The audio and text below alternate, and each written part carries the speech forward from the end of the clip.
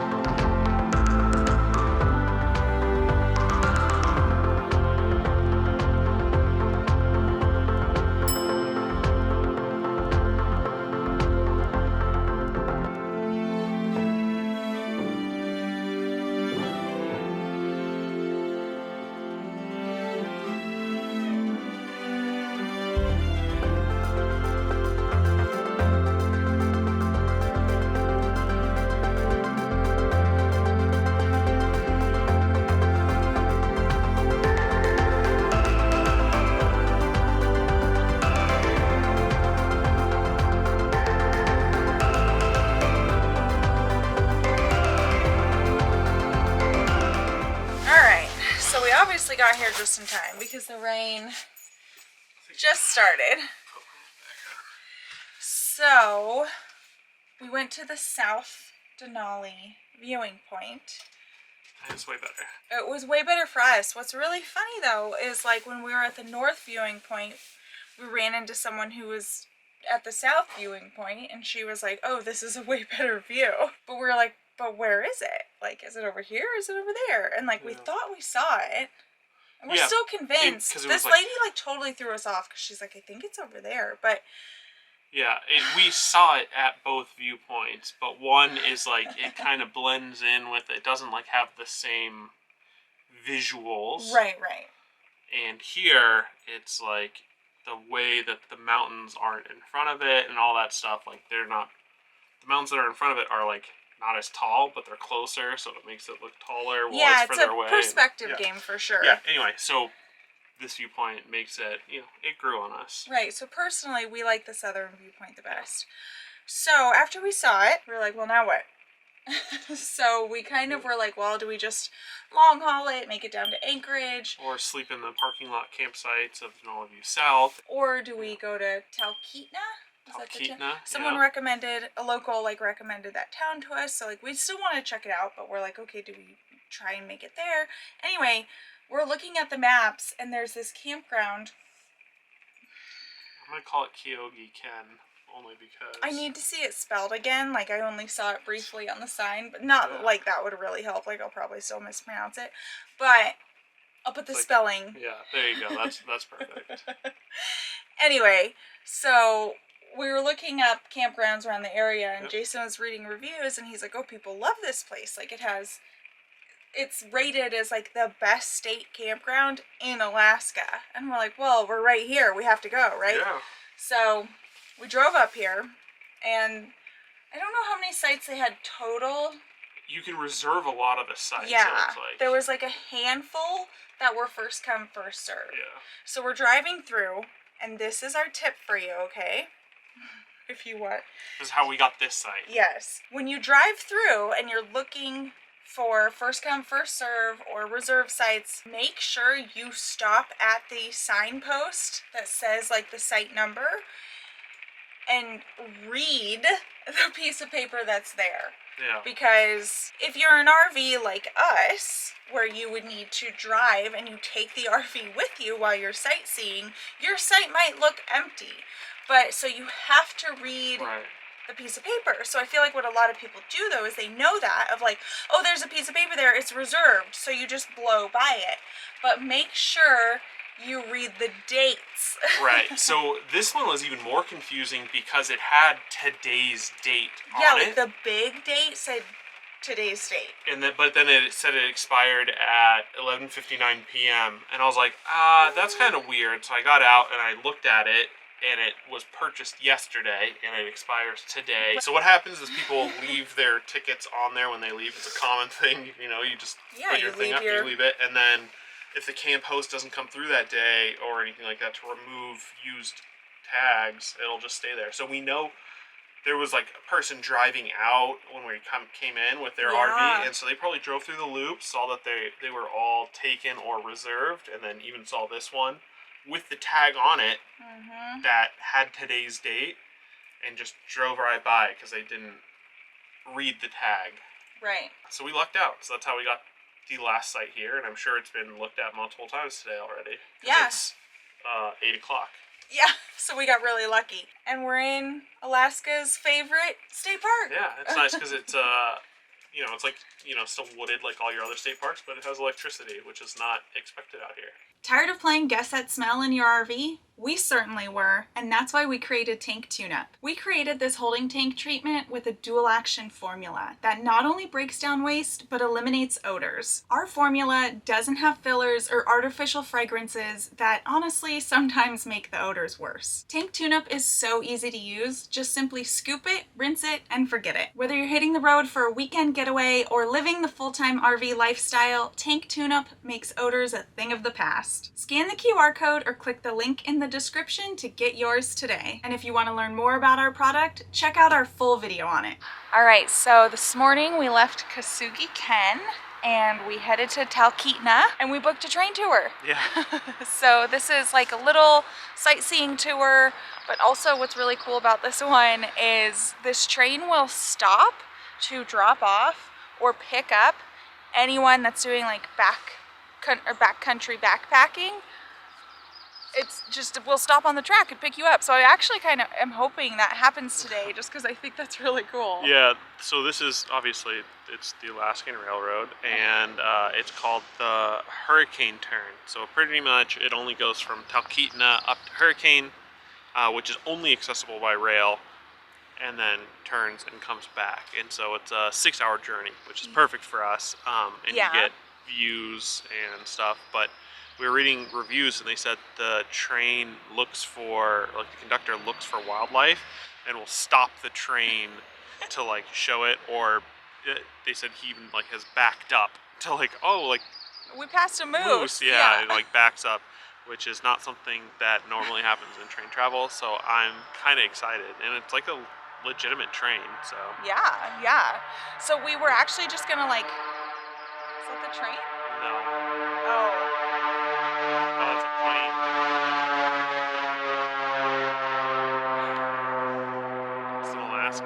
plane. Yeah, there's a little airstrip out here too. So, what was I saying? I totally forgot. We were going to just park in the parking lot and, you know, put Carmen in the truck camper. But, like, literally driving in, we saw this RV park that's right next to the train tracks, and Jason's like, should we just stay here after? Because we were going to try and, like, haul it down to Acreage tonight, and, you know, we're getting back around 7. It's 2 so we'll get hours to Anchorage away. on 9. Yeah, no big deal. Still obviously daylight, but it just seemed to work out perfectly because we pulled into the campground. We went in and we got the last site for tonight. And it was a small site, so he's like, yeah, like anything bigger than your rig wouldn't have even fit. So we got the last site. We got Carmen in there. We were able to open up the slide for her, you know, turn on the heater because it is pretty chilly today. So she's it's a little nice and buggy, comfy. so I'm glad we didn't have to like leave a window open for her, even though we got screens. I know. It's just nice. So while we could have driven tonight, we pretty much let the dog be our deciding factor yet again, and making sure that she's comfortable while we're gone for 6 hours, which is ridiculous how much we're babying this dog now. But yeah, train should be here soon. One other thing about this train is that since it is 6 hours, you're allowed to bring food and drinks. Or so it's encouraged even. It's encouraged, yeah, because they don't have any services. So we did like pick up a sandwich, bring a bunch of snacks, and a couple brewskis too.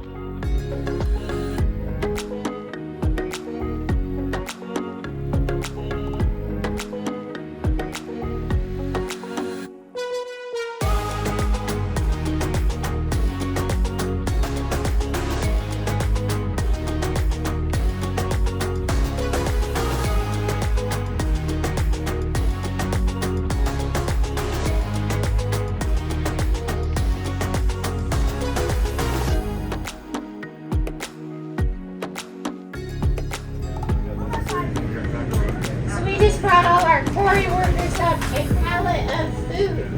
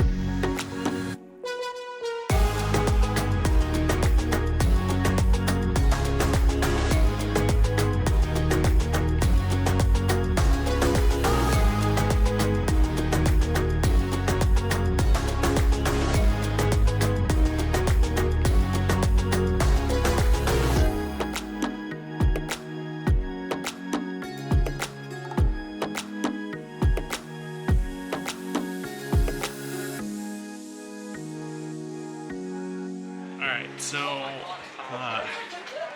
this train has been really cool. Highly recommend it if you're in the area. It's not bad as a round trip. I think it was like 100 and... Ray bought it. No, I bought it. 100 and... I'm thinking 120. We'll double check that and have Ray put it on the screen. Per person. Just for out and back. And... yeah, it's really nice.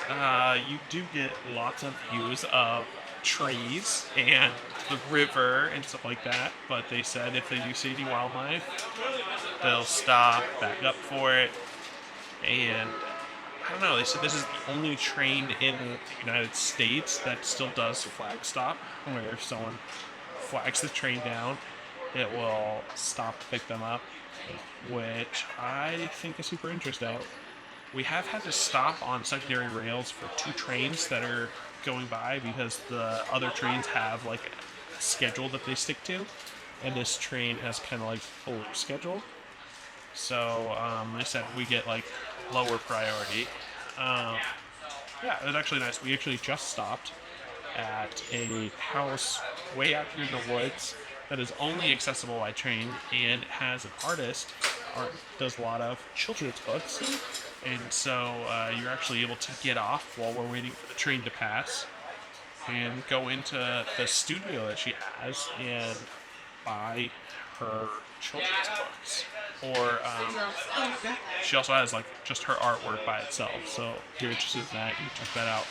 But I think that's so cool in terms of like having a train experience through the wilderness of Alaska. I think it's a 10 out of 10.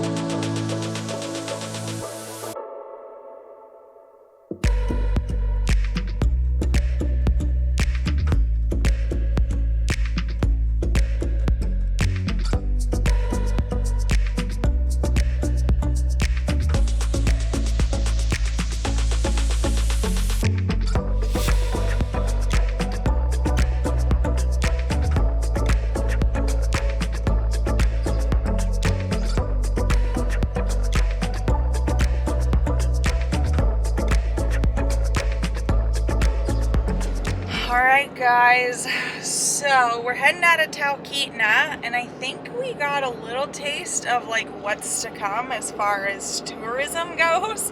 It's Saturday here, and I don't know if these people came from maybe the small airport that's here or bussed in from cruise ships, but as we were pulling out of the campground and heading into downtown Talkeetna, because we wanted to check it out before we left, like, here comes another one. 3 busloads of people got bussed in here, and some of them have like full-on suitcases, so they're like walking down to downtown Talkeetna, which obviously is a tiny little area, and it is just overrun. So we were just not quite in the mood to deal with the tourists, you know. Right now we kind of just wanted to maybe get coffee or find a snack, but there was just too many people, and we said nope. Even the dump station at the RV park, like, what the line for it was so long, so we also said no to that. So we're heading now to Anchorage. We're gonna go to Cabela's where they have a dump station, and probably find somewhere else, you know, to grab a little snack on the way out. But I think that was a little preview with these smaller towns, but then also the coastal towns. Like, I feel like we took the loop around Alaska backwards. Like, maybe a lot of people go to the coastal towns first, head up to Denali, and then go up to Fairbanks, but we did it backwards because we came down the top of the World Highway, went to Fairbanks, Denali, and now we're hitting the coastal towns. We're also hitting the more popular times. You know, we're in mid-June, you know. Yeah. So it's getting more and more popular. We've met more and more people who are flying in, and then, like Ray said, we've seen these buses on buses on buses. And it's amazing to me that I'll have to look up the cruises up here, because like they're branded Princess buses occasionally, or Holland America, and they even have their own train cars. And so I'm like, what? Do they take off for a whole day? There's like Princess hotels. yeah. Like, do they like come off the cruise ship for a whole night and spend the night in a hotel? Yeah, I have no idea. Yeah, it's pretty wild to see how much the cruise ships own in Alaska, this like far away, inland, away from the water. I mean, we've obviously been on cruise ships and been in cruise ship towns before when there are cruise ships in port. And, you know, it is what it is, just a mass influx of people, which is great for money, but it's also like, we try to avoid when they're in port, but all the way out here in Talkeetna, it's just like, we're not expecting it. Yeah, you can't like see the big cruise ship and be like, oh no, all right, we'll come tomorrow or something. Right. And you know, it is the weekend, so we've got some of the locals, you know, that take their weekends up here too, because that's actually who recommended it, was a local. So 2 hours to Anchorage.